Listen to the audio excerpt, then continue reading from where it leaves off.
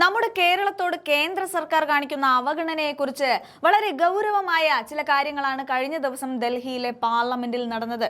നമ്മുടെ തിരുവനന്തപുരം MP ശശി തരൂർ പ്രധാനമന്ത്രി നരേന്ദ്രമോദിക്കും കേന്ദ്ര സർക്കാരിനുമെതിരെ വളരെ ശക്തമായിട്ടാണ് സംസാരിച്ചത്. അതിന് പിന്നിലെ കാരണങ്ങൾ എന്താണെന്ന് നോക്കാം. കേന്ദ്ര സർക്കാർ കഴിഞ്ഞ ദിവസം അവതരിപ്പിച്ച ബജറ്റിൽ കേരളത്തെ പാടെ മറന്നുപോയി എന്നാണ് തരൂർ പറയുന്നത്.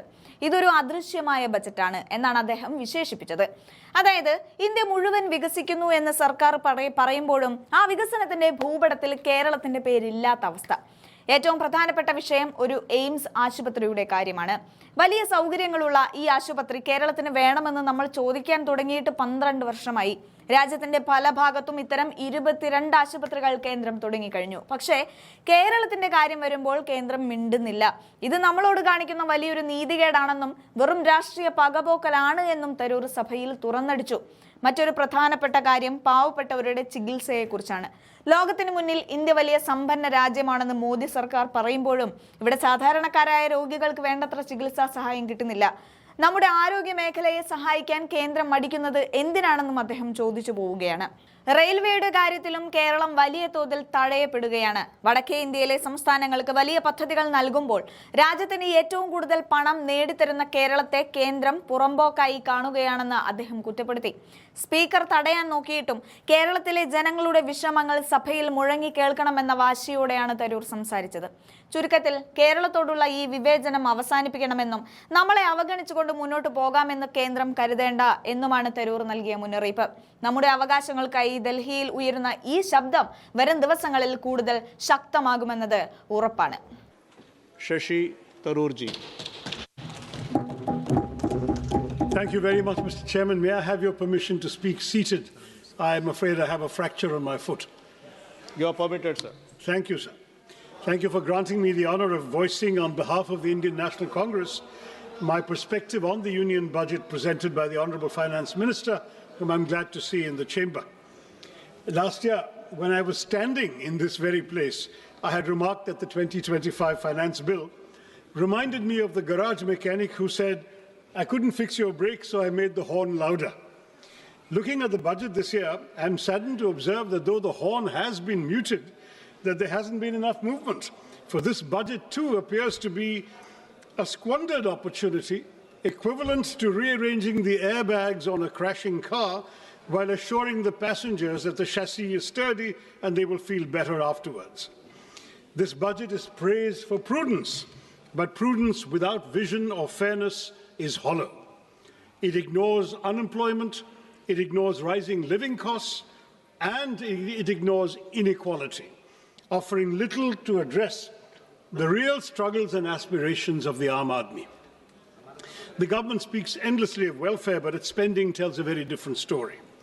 Behind flashy announcements like chronic underutilization and administrative failure, media reports show that of over 5 lakh crore budgeted for 53 major welfare and infrastructure schemes last year, barely 41% was spent in the first 9 months of the fiscal year. Take the Jal Jeevan Mission, allotted 67,000 crores, it managed to spend an astonishingly low 31 crores in 9 months. The much-touted PM Schools for Rising India scheme spent only 473 crores out of 7,500. More shocking of all, the Pradhan Mantri Anusuchit Jati Abhyudaya Yojana, meant for the socio-economic upliftment of scheduled castes, utilized out of 2,140 crores, merely 40 crores. This is not governance, Mr. Chairman. This is headline management. Where promises are loud, like that horn, budgets are grand, but delivery is conspicuously absent. The budget this year has landed with a thud, not because of what it contains, but because of what it omits. Behind claims of fiscal prudence lie a more uncomfortable reality. The Indian state is shrinking, not by design, but by compulsion. Government expenditure as a share of GDP has declined over the past decade, briefly rising during the pandemic before reverting close to the 2016 levels, driven by stagnant revenue mobilization. Tax receipts have remained flat relative to GDP. Disinvestment has underperformed. and non-tax revenues increasingly rely on extraordinary transfers such as Reserve Bank of India dividends, an unsustainable substitute for a stable revenue base. More troubling is the shift in the tax burden towards individuals, bearing a greater share of the tax burden than corporations, despite sharp post-pandemic profit growth.